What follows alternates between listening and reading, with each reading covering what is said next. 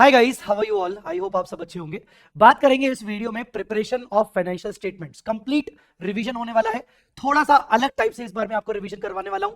Financial statement का जो 14 marks का एक फुल फ्लैज क्वेश्चन आता है, उसके अंदर जितने भी एडजस्टमेंट्स आते हैं उन एडजस्टमेंट्स का हमने एक समरी बनाया है और वो पूरा समरी रिवीजन करेंगे इस वीडियो में। और साथ ही साथ जो डिविडेंड के एडजस्टमेंट्स होते हैं जिसमें 3 कंडीशंस होती हैं वो भी करेंगे। सबसे पहले शुरू करते हैं डिविडेंड के साथ। तो आइए सबसे पहले अगर बात करें कि सोर्स ऑफ डिविडेंड क्या होता है, तो सोर्स ऑफ डिविडेंड का मतलब होता है कि आप डिविडेंड कहां से दे रहे हैं। तो हमेशा आपको याद रखना है कि हमेशा कंपनी जब भी डिविडेंड देती है, अच्छा यहां पर हम बात कर रहे हैं इक्विटी डिविडेंड की, तो कंपनी जब भी डिविडेंड देती है तो फर्स्ट प्रायोरिटी करंट ईयर के प्रॉफिट में से दिए जाएंगे। डिविडेंड हमेशा करंट ईयर के प्रॉफिट में से दिए जाएंगे, कोई लिमिट प्रिस्क्राइब नहीं है। आप किसी भी लिमिट में डिविडेंड को पे कर सकते हो अगर आप करंट ईयर के प्रॉफिट्स में से दे रहे हो, जिसके लिए आपको कोई कंडीशन फुलफिल करने की जरूरत नहीं। बट अगर मान लीजिए करंट ईयर के प्रॉफिट सफिशिएंट नहीं है और कंपनी पुराने प्रॉफिट्स में से एक्यूमुलेटेड प्रॉफिट्स में से डिविडेंड देना चाहती है तो क्या दे सकती है? The answer is yes. Second priority में कंपनी अपने अनडिस्ट्रीब्यूटेड प्रॉफिट्स मतलब पुराने प्रॉफिट्स ऑफ प्रीवियस ईयर में से डिविडेंड दे सकती है अगर करंट ईयर के प्रॉफिट सफिशिएंट नहीं है तो। ऐसे केस में कंपनी को कुछ कंडीशंस फुलफिल करनी पड़ती हैं। आइए उन कंडीशंस को देखते हैं। कंडीशंस को देखने से पहले कुछ और important points, other important points, जहां पर बोथ क्या दोनों साल के प्रॉफिट यूज हो सकते हैं? यस, उसके लिए पहले करंट ईयर के प्रॉफिट यूज होंगे, फिर प्रीवियस ईयर के प्रॉफिट यूज होंगे बाकी के बचे हुए डिविडेंड के लिए। Dividend can also be distributed out of the money provided by government. ये एक पॉइंट ऐसा है जो आपके अकाउंट्स के लिए रेलेवेंट तो नहीं है। गवर्नमेंट के द्वारा गारंटी अगर है तो डिविडेंड पे किया जा सकता है गवर्नमेंट से पैसे लेके। उसके बाद profit for the purpose of dividend shall not include notional gain and revaluation reserve and capital reserve भी नहीं लेने का। मतलब जब आप प्रॉफिट में से डिविडेंड दोगे तो उस प्रॉफिट में रीवैल्यूएशन रिजर्व से नहीं दे सकते, कैपिटल रिजर्व से नहीं दे सकते, नोशनल गेन मतलब अनरियलाइज्ड प्रॉफिट से नहीं दे सकते। ये तो थी बहुत इंपॉर्टेंट बेसिक बातें। अब बात करते हैं कि जब कंपनी पुराने साल के प्रॉफिट्स में से डिविडेंड देगी तो कंपनी को कौन कौन सी कंडीशंस फुलफिल करनी पड़ेगी। कंपनी को कुल मिला के 3 कंडीशंस फुलफिल करनी पड़ेगी। कंडीशन नंबर 1, डिविडेंड का रेट जो भी आप डिसाइड कर रहे हो that rate shell not exceed the average dividend rate of previous 3 years.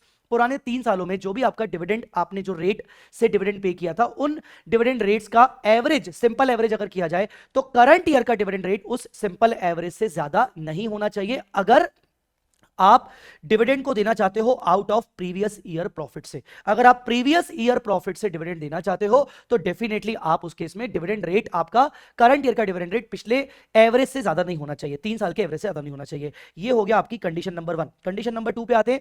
Condition number 2 बात करती है कि डिविडेंड अगर पुराने प्रॉफिट्स में से देना चाहते हो तो पुराने प्रॉफिट्स में से कितना विड्रॉ कर सकते हो, कितना अमाउंट आप पुराने प्रॉफिट से विड्रॉ कर सकते हो। तो मैक्सिमम विड्रॉवल की बात करता है। ये बोलता है मैक्सिमम विड्रॉवल आप कर सकते हो out of the accumulated profit for dividend shall not exceed 10% of paid up capital plus free reserve. यहां पर पेड अप कैपिटल में equity as well as preferential capital दोनों आ जाएगा, प्लस फ्री रिजर्व।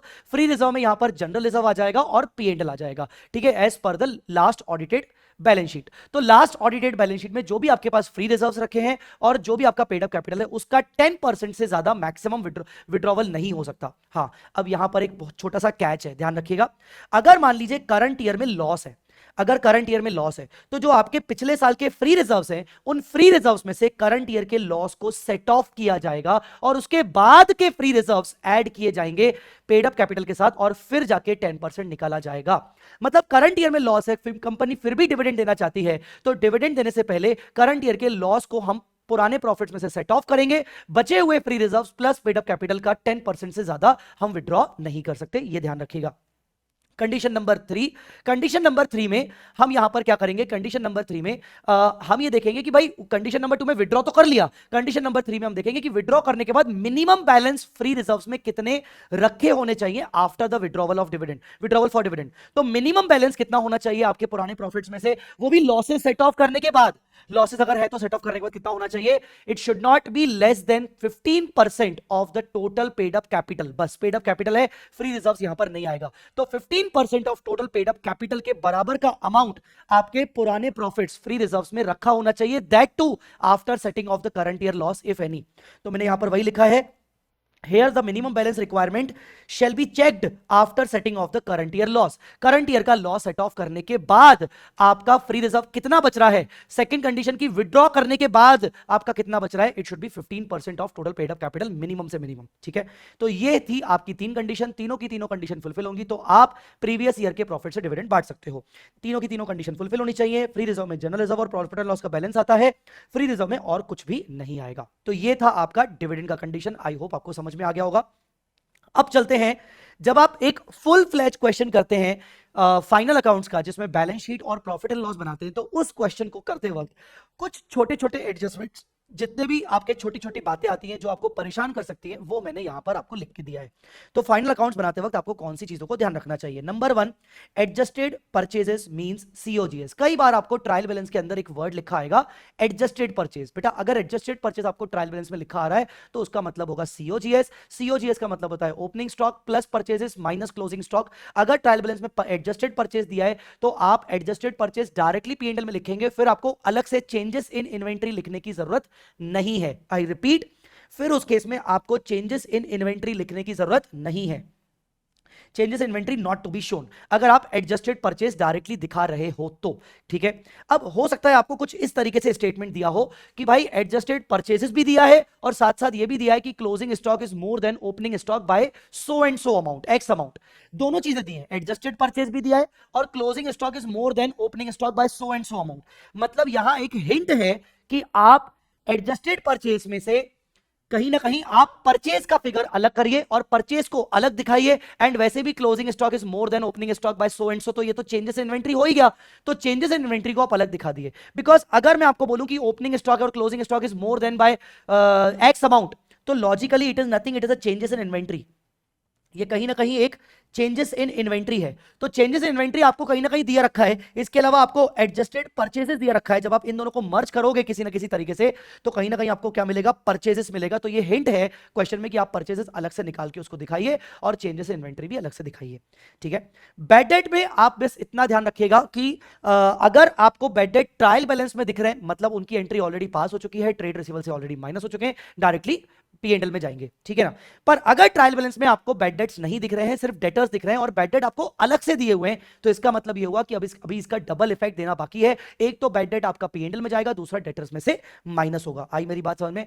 अब तीसरा केस अगर आपके सामने ऐसा होता है कि बैड डेट्स तो ट्रायल बैलेंस में दिए plus provision for doubtful debt भी आपको दिए हैं, अब अगर आपको वो बोल रहा है अलग से कि भाई आप provision on doubtful debt 15%, provision on doubtful debt आप 15% मेंटेन करिए, तो आपको क्या करना है, बेसिकली अगर बैड डेट्स आपको ये दिए हुए हैं तो इसका मतलब आपके डेटर्स ऑलरेडी माइनस हो रखे हैं। अगर एडिशनली क्वेश्चन में बैड डेट दिए होते तो पहले मैं 2 लाख रुपए में से वो बैड डेट माइनस करता, फिर जो रिमेनिंग 2 लाख में से जो भी वैल्यू बचती, चाहे यहां पर सिर्फ 2 लाख ही बच रहा है, तो 2 लाख का मैं 15% का प्रोविजन बनाऊंगा, दैट मींस 30,000, उसमें सिर्फ 25,000 ऑलरेडी प्रोविजन बना हुआ है, मतलब बाकी का मैं 5,000 का प्रोविजन एडिशनली क्रिएट करूंगा और मैं अपने पीएनएल में डाल दूंगा। इस तरीके से आपको ये करना है।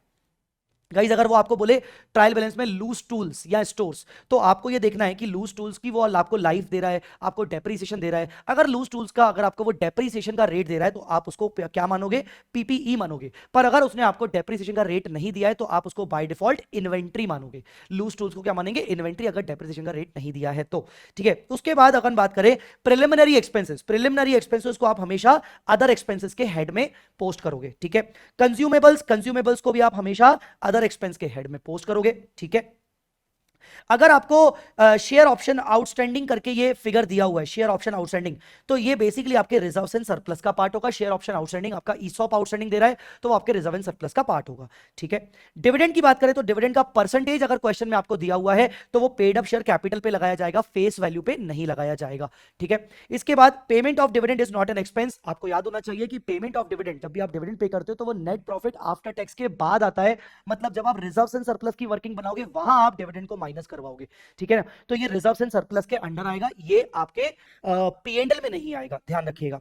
जब भी क्वेश्चन आपको इक्विटी डिविडेंड डिक्लेयर करने को बोले तो इक्विटी डिविडेंड डिक्लेयर करने से आपको ये पहले देखना है कि क्या प्रेफरेंस डिविडेंड डिक्लेयर तो नहीं करना है, क्या प्रेफरेंस डिविडेंड का रेट तो नहीं दिया हुआ है। अगर हाँ तो आपको प्रेफरेंस डिविडेंड को भी कंसीडर करना पड़ सकता है। ठीक है, क्योंकि प्रेफरेंस डिविडेंड हमेशा इक्विटी डिविडेंड से पहले दिया जाता है। ठीक है, आई मेरी बात समझ में? चलिए, जब वो वर्ड बोल रहा है डिविडेंड, मतलब वो इक्विटी डिविडेंड की बात कर रहा है। इक्विटी डिविडेंड निकाला जाएगा पेड अप इक्विटी कैपिटल पर, प्रेफरेंस डिविडेंड निकाला जाएगा पेड अप प्रेफरेंशियल कैपिटल पर। ठीक है, उसके बाद बात करते हैं डिविडेंड की एंट्री क्या होती है। जब वो आपको बोल रहा है कि डिविडेंड डिक्लेयर करना ही पड़ेगा, तो आपको डिविडेंड जब डिक्लेयर करोगे तो आप बेसिकली प्रॉफिट एंड लॉस को सबसे पहले यूज करोगे, नहीं है तो जनरल रिजर्व को यूज करोगे और आप डिविडेंड पेबल दिखा दोगे। डिविडेंड पेबल आपका OCL अदर करंट लायबिलिटी में दिखेगा। अब मेरी बात को यार ध्यान से सुनिएगा, ये 16 नंबर पॉइंट बहुत इंपॉर्टेंट है, ध्यान से देखिएगा। डिविडेंड की दो सिचुएशंस हो सकती हैं। हो सकता है वो आपको बोले डिविडेंड डिक्लेयर किया गया बैलेंस शीट डेट के बाद, आपको वो बाकायदा डेट दे रहा है कि 5 अप्रैल को, 10 अप्रैल को, अप्रैल में, मई में, मतलब मार्च के बाद डिविडेंड को डिक्लेयर कर रहा है। ये अगर सिचुएशन उन्होंने आपको दी तो आपके लिए बहुत बल्ले बल्ले हो जाएगी। मतलब ऐसे केस में आपको डिविडेंड की एंट्री नहीं करनी है, ना आपको डिविडेंड रिजर्व एंड सरप्लस से माइनस करना है, ना आपको डिविडेंड को OCL में ले जाना है। आप डिविडेंड को इग्नोर करोगे, सिर्फ कॉन्टिजेंट लायबिलिटी दिखाओगे क्योंकि बैलेंस शीट डेट के बाद डिक्लेयर हुआ है। अगर डिविडेंड बैलेंस शीट डेट पे डिक्लेयर हुआ है ऐसा दिख रहा है क्वेश्चन में, तो ऐसे केस में आपको डेफिनेटली फिर वही एंट्री का इफेक्ट देना पड़ेगा, P&L, जनरल रिजर्व और डिविडेंड पेबल, जहां डिविडेंड पेबल चला जाएगा आपके OCL में, अदर करंट लायबिलिटी में। सर क्वेश्चन में मान लो कोई डेट नहीं दी है, बस इतना बोला है एडिशनल इंफॉर्मेशन में कि डिविडेंड डिक्लेयर किया गया है, ये बताया नहीं गया कि कब डिक्लेयर किया गया। तो बेटा आपको हमेशा सिचुएशन 1 माननी है, मतलब बल्ले बल्ले वाली सिचुएशन माननी है, जहां आपको मेहनत ना करनी पड़े। मतलब आप मान लोगे कि डिविडेंड डिक्लेयर हुआ होगा बैलेंस शीट डेट के बाद, जो कि जेन्युइनली ऐसा ही होता है। ठीक है ना। इंटरिम डिविडेंड का सिंपल सेंस है, इंटरिम डिविडेंड अगर आपको करंट ईयर में ट्रायल बैलेंस में दे रहा है डेबिट साइड में, मतलब इंटरिम डिविडेंड पे हो चुका है, एंट्री हो चुकी है, बस आपको रिजर्व एंड सरप्लस से माइनस करना है, बाकी आप इसको पढ़ लीजिएगा। अच्छा, ये सारे नोट्स जो हैं मैं आपको शेयर कर दूंगा इस वीडियो के डिस्क्रिप्शन में, आपको एक लिंक दिया जाएगा, उस लिंक को जैसे क्लिक करोगे मेरे टेलीग्राम पे चले जाओगे और ये आपको नोट्स वहीं के वहीं दिख जाएंगे, आपको ढूंढने की जरूरत नहीं पड़ेगी, आप डाउनलोड कर लेना। ठीक है, अभी तो आएगा मजा, अभी देखना आगे कौन कौन से एडजस्टमेंट है जो आपको मजा देने वाले हैं। प्रेफरेंस डिविडेंड की बात करें तो प्रेफरेंस डिविडेंड में आपको ये देखना है कि क्यूमुलेटिव प्रेफरेंशियल कैपिटल है कि नॉन क्यूमुलेटिव प्रेफरेंशियल कैपिटल है। अगर कुछ भी नहीं बोला जाएगा तो हम हमेशा क्यूमुलेटिव मानेंगे। क्यूमुलेटिव प्रेफरेंस शेयर के केस में आप हमेशा डिविडेंड को डिक्लेयर करवाओगे, हमेशा डिविडेंड को डिक्लेयर करवाओगे, आप बाय डिफॉल्ट उसकी एंट्री पास करवाओगे, रिजर्व एंड सरप्लस से माइनस करवाओगे और OCL में आप उसको, अदर करंट लायबिलिटी में आप उसको लायबिलिटी दिखाओगे प्रेफरेंस डिविडेंड को। नॉन क्यूमुलेटिव के केस में जब तक वो आपको ये नहीं कह देता कि डिविडेंड डिक्लेयर किया गया, तब तक आप डिविडेंड की एंट्री पास नहीं करोगे। ठीक है, आई बात समझ में? रीवैल्यूएशन, आपको कई बार क्वेश्चन में बोला होता है कि लैंड को रीवैल्यू करना है, अपवर्ड रिवैल्यू करना है। अगर अपवर्ड रिवैल्यू करना है तो उसके दोनों इफेक्ट दे देना, असेट की वैल्यू बढ़ा देना और रिवैल्यूएशन रिजर्व में डाल देना। अगर वो आपको डाउनवर्ड रिवैल्यू करने को बोल रहा है तो प्रॉफिट एंड लॉस में आपको एक्सपेंस बुक करना पड़ेगा, क्योंकि हमारे पास ऑलरेडी रिवैल्यूएशन सरप्लस होगा नहीं। ठीक है ना, और असेट की वैल्यू गिर जाएगी। एक छोटा सा एडजस्टमेंट एक आध क्वेश्चन में आपने देखा होगा कि FD फिक्स्ड डिपॉजिट जिसकी original maturity of up to 3 months है, तो आप उसको कैश एंड कैश इक्विवेलेंट का पार्ट मानोगे, आप उसको इन्वेस्टमेंट में नहीं दिखाना, आप उसको कैश एंड कैश इक्विवेलेंट में दिखाना। पर फिक्स्ड ओवरहेड अगर उनकी मोर देन 3 मंथ से ज्यादा अगर उनकी लाइफ है, पर 12 मंथ के अंदर अंदर है, तो आप उनको करंट इन्वेस्टमेंट्स दिखाएंगे, और अगर 12 मंथ से ज्यादा अगर उनकी लाइफ है तो आप उनको लॉन्ग टर्म इन्वेस्टमेंट्स में दिखाएंगे। अगर सर कुछ नहीं बताया गया उनकी मैच्योरिटी के बारे में, तो एटलीस्ट आप कैश एंड कैश इक्विवेलेंट तो बिल्कुल मत मानना, आप करंट या नॉन करंट मान सकते हो, जो भी आपको नोट डाल के आना है। तो ये तो थे आपके समरी पॉइंट्स। अब मैं आपको दिखाता हूं कि कुछ और समरी पॉइंट्स, लगभग 30 और समरी पॉइंट्स मैंने फाइंड आउट किए हैं जो एक्चुअली में आपके लिए बहुत रेलेवेंट है व्हाइल सॉल्विंग द क्वेश्चन। जैसे कि सबसे पहले अगर बात करें other current liability, other current liability के ये कुछ एग्जांपल्स याद रख लो कि ये अदर करंट लायबिलिटी में आते ही आते हैं। जैसे आउटस्टैंडिंग एक्सपेंसेस आप अदर करंट लायबिलिटी में डालेंगे, dividend payable, unclaimed dividend, interest payable, share application money refundable, interim dividend payable not yet paid, ये सब आपकी अदर करंट लायबिलिटी में आएंगे। अदर करंट लायबिलिटी एक बहुत इंपॉर्टेंट नोट्स टू अकाउंट्स में बनता है, हेड बनता है, जो कि आपको ध्यान रखना है। अदर करंट एसेट कभी कभार चलते चलते किसी क्वेश्चन में आता है, उसमें याद रखिएगा प्रीपेड एक्सपेंस आ सकता है और एक्रूड इनकम आ सकती है अदर करंट एसेट्स के हेड में। अब ध्यान से सुनिएगा, क्वेश्चन में अगर ट्रायल बैलेंस में आपको इनकम टैक्स के प्रोविजंस दिए हैं, मान लो आपको क्वेश्चन में एडिशनल इंफॉर्मेशन में आपको इनकम टैक्स के प्रोविजंस दिए हुए हैं, opening closing balances, advance taxes के प्रोविजंस दिए हैं, ओपनिंग क्लोजिंग बैलेंसेस, तो ऐसे केस में आप सिंपल सा एक टैक्स अकाउंट बनाएंगे जहां opening provision credit side of cost and closing provision यहां, वैसे ही एडवांस टैक्स अगर दिया है तो उसका ओपनिंग बैलेंस आप यहां लिखोगे, यहां मैंने लिखा नहीं है, और क्लोजिंग यहां लिखोगे।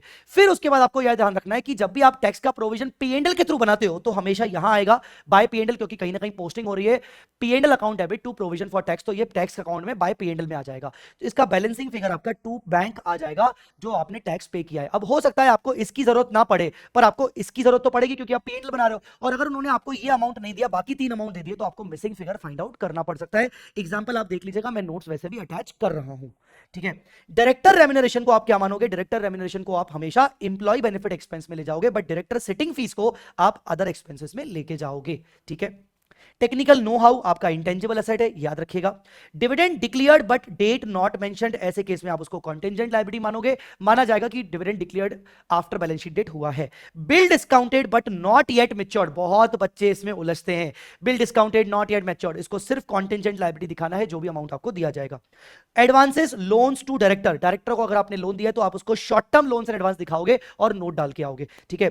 अगर कुछ नहीं कहा गया है तो of course dividend can not be distributed out of security premium account, ध्यान रखिएगा, कहीं पर आपको टेस्ट कर सकता है कि सिक्योरिटी प्रीमियम से डिविडेंड दे सकते हैं क्या, नहीं, डिविडेंड सिर्फ प्रॉफिट एंड लॉस या जनरल रिजर्व से दे सकते हैं। अगर क्वेश्चन में डिवेंचर का परसेंटेज गिवन है, we have to check whether interest is shown in the trial balance or not। अगर ट्रायल बैलेंस में इंटरेस्ट शो नहीं हो रहा है तो आपको इंटरेस्ट का डुअल इफेक्ट देना पड़ेगा, एक तो P&L में देना पड़ेगा फाइनेंस कॉस्ट में, और एक OCL में देना पड़ेगा, ये मानते हुए कि इंटरेस्ट अभी तक पे हुआ ही नहीं होगा। तो अगर डिवेंचर का परसेंटेज है, ट्रायल बैलेंस में इंटरेस्ट एक्सपेंस नहीं शो हो रहा है, मतलब इंटरेस्ट की अभी तक एंट्री पास नहीं हुई है, ना ही इंटरेस्ट पे हुआ है। क्लियर हुआ। नेक्स्ट, बैड डेट अगर रिकवर हुए हैं तो आप उसको अदर इनकम मानोगे। Current maturity of long term loan अगर आपको वो दे रहा है, जिसका मतलब वो आपके शॉर्ट टर्म बोरिंग में जाएगा, अगर वो आपके लॉन्ग टर्म लोन में जुड़ा हुआ है तो लॉन्ग टर्म लोन से हटाना पड़ेगा और शॉर्ट टर्म बोरिंग में आपको ऐड करना पड़ेगा। बैंक ओडी आप हमेशा शॉर्ट टर्म बोरिंग मानेंगे। बिल डिसऑनर हुआ है तो उससे आपका बिल रिसीवेबल गिर जाएगा और डेटर बढ़ जाएगा, ध्यान रखिएगा, फाइनल अकाउंट्स में इसका एडजस्टमेंट होगा, बिल रिसीवेबल गिर जाएगा, डेटर बढ़ जाएगा। Trial balance shows only assets and liabilities, no incomes and expenses, it means profit and loss balance given in the trial balance is closing. कई बार आपको ऐसा क्वेश्चन आएगा जहां पर आपको P&L अकाउंट बनाने को नहीं बोल रहा है, आपको सिर्फ ट्रायल बैलेंस में उन्होंने असेट्स लायबिलिटीज के बैलेंसेस दिए और आपको उन्होंने P&L का एक बैलेंस दिया है, याद रखना वो P&L का बैलेंस जो होगा वो क्लोजिंग बैलेंस होगा। अगर बाय द वे उस ट्रायल बैलेंस में एक आध कोई उन्होंने एक्सपेंस दे भी दिया, जैसे मिसलेनियस एक्सपेंस, तो आप उसको P&L में ना ले जाके जब आप रिजर्व्स एंड सरप्लस का नोट्स अकाउंट्स बनाएंगे तो उसमें P&L बैलेंस लिखने के बाद वो मिसलेनियस एक्सपेंस को माइनस कर देंगे। एजिंग ऑफ ट्रेड रिसीवेबल, कई आपने क्वेश्चंस देखे होंगे जहां वो बोलता है कि ट्रेड रिसीवेबल्स, कुछ trade receivable due for more than 6 months है, तो आपको इस तरीके से दिखाना पड़ेगा कि भाई कितना अमाउंट 6 मंथ्स और मोर से ड्यू है और कितना अमाउंट लेस देन 6 मंथ से ड्यू है, तो आपको इस तरीके से बताना पड़ेगा।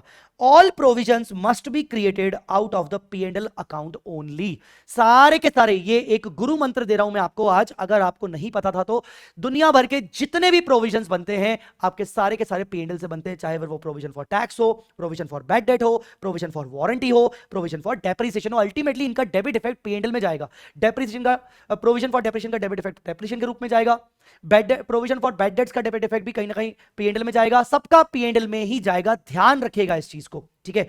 Bank balances must be shown in the notes to accounts as under, कई बार आपको वो बोलता है कि शेड्यूल्ड बैंक में इतना इतना बैलेंस रखा है, तो शेड्यूल्ड बैंक का बैलेंस आपको अलग दिखाना है और अदर बैंक का बैलेंस आपको अदर दिखाना है। अब आप लिंक कर पा रहे होगे कि हाँ इस तरीके से दिया होता है, ठीक है।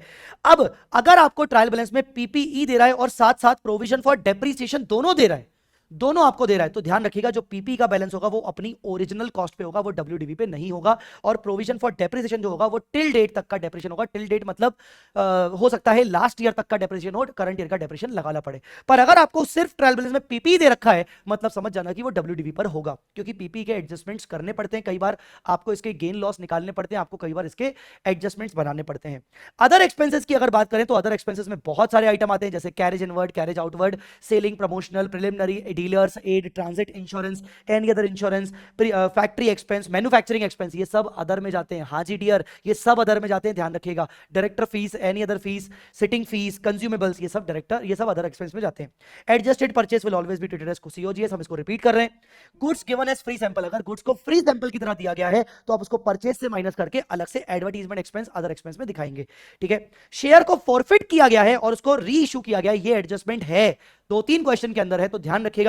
शेयर को फॉरफिट करके अगर री इशू किया जा रहा है तो ध्यान रखिएगा पुराने शेयर होल्डर से हमने कितने पैसे ऑलरेडी ले लिए थे, मान लो 7 रुपए, फिर उसका फॉरफिट कर लिए, पैसे तो उसको वापस करेंगे नहीं, फिर हमने उसको री इशू कर दिया मार्केट में 9 रुपए के प्राइस पर, तो 7 रुपए पुराने वाले से ले रखे थे, 9 रुपए में हमने री इशू किया, ये हो गया आपके 18 रुपए। 18 रुपए में से जो फेस वैल्यू है 10 रुपए वो आपके कैपिटल में बना रहेगा, बाकी का आपका कैपिटल रिजर्व हो जाएगा, मतलब 8 रुपीज मल्टीप्लाई बाय जो भी नंबर ऑफ शेयर्स होंगे वो कैपिटल रिजर्व में चला जाएगा। क्वेश्चन में मोस्टली वो आपको गलती करके देता है कि शेयर कैपिटल में ही पूरा पैसा डाल देता है 18 रुपीज के हिसाब से, आप वहां से 8 रुपए निकाल के कैपिटल रिजर्व में ले जाओगे, ठीक है। अगर closing inventory is more than opening inventory है, मतलब ये चेंजेस इन्वेंट्री और कहीं ना कहीं ये आपका नेगेटिव एक्सपेंस है जो आप एक्सपेंस साइड में दिखाओगे, मतलब ये बेसिकली आपकी इनकम है ना। Closing inventory is more than opening inventory मतलब आपकी इनकम हुई, पर इनकम को आप एक्सपेंस साइड में एज अ नेगेटिव एक्सपेंस दिखाएंगे, सॉरी। उसके बाद इन्वेस्टमेंट्स की बात करें, अगर कुछ भी मेंशन नहीं है तो आप उसको नॉन करंट मानेंगे हमेशा। अगर बोनस इशू किया है ड्यूरिंग द ईयर, अगर आपको क्वेश्चन में वो दे रहा है, अभी रिसेंटली एक एग्जाम क्वेश्चन में दिया था, अगर बोनस इशू कर रहा है ड्यूरिंग द ईयर, तो आप सबसे पहले सीआरआर में से उसको हटाओगे, ठीक है, या तो फिर सिक्योरिटी प्रीमियम से हटाओगे, फिर या तो जनरल में से हटाओगे, और लास्ट में फोर्थ प्रायोरिटी पीएनएल से हटाओगे, जिसका इंपैक्ट आपके इक्विटी कैपिटल में जाके ऐड हो जाएगा और रिजर्व एंड सरप्लस में लेस हो जाएगा। सबसे पहले सीआरआर ध्यान रखना। If question asks to transfer the sum of the portion of profit to general reserve, then such 10% such as 10%, then such 10% shall be calculated on the current year net profit after tax। आपको कई बार किसी question में देता है कि general reserve में डालो 10% 5%, तो वो 10% 5% करंट ईयर के नेट प्रॉफिट आफ्टर टैक्स पर निकलेगा, ओपनिंग पर नहीं निकलेगा। डेबिट बैलेंस ऑफ पीएनएल का मतलब होता है कहीं ना कहीं आपके लॉसेस हैं, जिसको आप रिजर्व एंड सरप्लस में नेगेटिव फिगर दिखाओगे, ठीक है। कॉल्स एंड अरियर्स अगर आपको वो दे रहा है ट्रायल बैलेंस में, तो उसका डेबिट बैलेंस होता है, आप उसको शेयर कैपिटल से माइनस करके दिखाओगे। गवर्नमेंट ग्रांट अगर रिसीव हुई है, रेवेन्यू नेचर की है, तो आप उसको अदर इनकम पीएनएल में दिखाओगे। अगर वो कैपिटल रिसीट है, तो अगर वो पीपीई के लिए मिली है या प्रमोटर कॉन्ट्रीब्यूशन मिली है, तो आप उसको अकॉर्डिंगली बैलेंस शीट साइड दिखा दोगे गवर्नमेंट ग्रांट को। एडवांस टैक्स को आप short term loans and advances में दिखाओगे। और इसके अलावा ऑपरेटिंग साइकिल पे बात अगर करें, तो ऑपरेटिंग साइकिल मतलब ऐसी साइकिल जो कैश होने के बाद कैश टू कैश कन्वर्टेबिलिटी होने में कितना समय लेती है। These all are the adjustments, important adjustments while solving the question of financial statement. I hope आपको ये पॉइंट समझ में आ गया होगा। अगर आपको ये नोट्स चाहिए तो मैं आपको इसको डिस्क्रिप्शन में प्रोवाइड कर रहा हूं, आप जाके उसको डाउनलोड कर लीजिए। आई बिलीव कि ये एडजस्टमेंट सुनने के बाद आपको फाइनेंशियल स्टेटमेंट के क्वेश्चन करने में आपको हेल्प होगी। अगर वीडियो पसंद आया तो इसको लाइक जरूर करना और अपने दोस्तों के साथ शेयर करना। Thanks a lot guys.